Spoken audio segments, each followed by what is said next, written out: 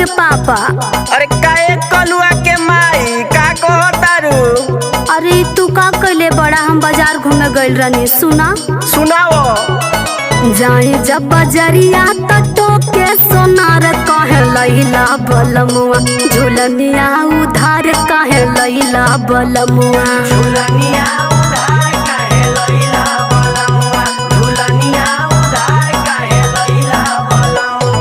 जबले ना दहली तना मरलू बराबर, अब काहे के खालू का पर ये धनिया खालू तू काहे?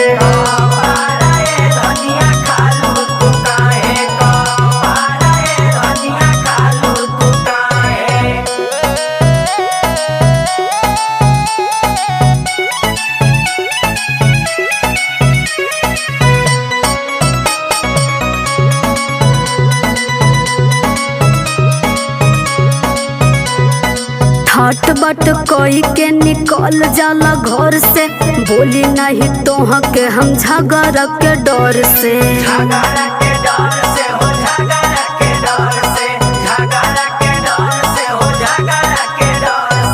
माई घर घुमानी बिटियावा चूल्हा पोतानी, सावर सूरत पर सिंगार करबी के तनी।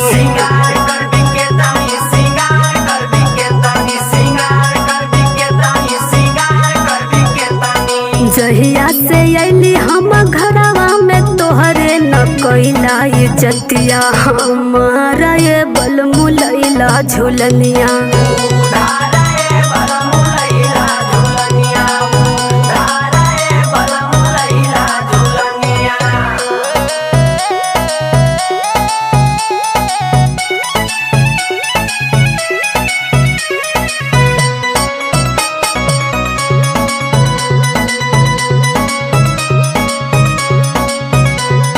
जुआवा में हरल रहला राजा मोर गहनावा, रविंदर दीवाना नहीं दिहाला कंगनावा।